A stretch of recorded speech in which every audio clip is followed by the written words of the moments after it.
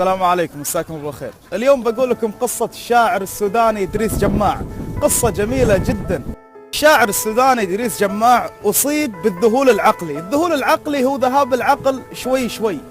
المهم أن قرروا أهلا يعالجونه بلندن هني، فقال لهم قصيدته المعروفة: إن حظي كدقيق فوق شوك نثروه، ثم قالوا لحفاة يوم ريح اجمعوه، صعب الأمر عليهم ثم قالوا اتركوه، إن من أشقاه ربي كيف أنتم تسعدوه.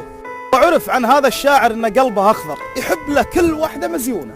المهم إنه شاف واحدة مع زوجها وقاعد يطالعها، عصب زوجها وجاه. يوم جاه بيتهاوش وياه، إيش قال إدريس؟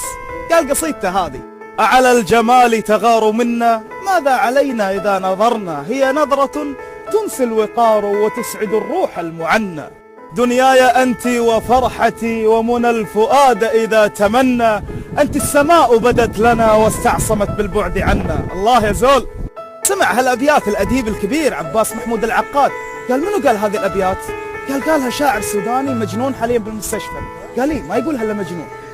المهم وصل إدريس جماع لندن وقعد يعالج بالمستشفى، وهو بالمستشفى كان في ممرضة أعجب هو بعيونها، فكان يطيل النظر فيها.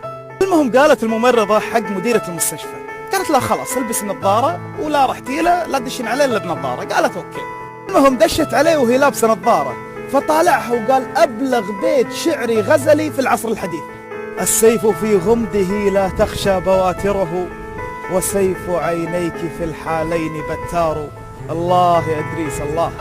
الشاعر الجميل إدريس جماع نموذج رائع عن الشعب السوداني الشقيق اللي ما قصر معانا من أساتذة ومن دكاترة علمونا قبل ودرسونا بالمدارس وبالجامعات. الشعب السوداني له فضل كبير علينا بالخليج، وكل من يسيء بحقهم لا يعنينا بتاتا بل يعني نفسه. حنا نحبهم ونقدرهم وهم اخواننا بالإسلام وبالعروبة، قبل لا يقسمنا تقسيمات سايكس بيك وربعه. اسمحوا لنا على الإطالة ونشوفكم على خير.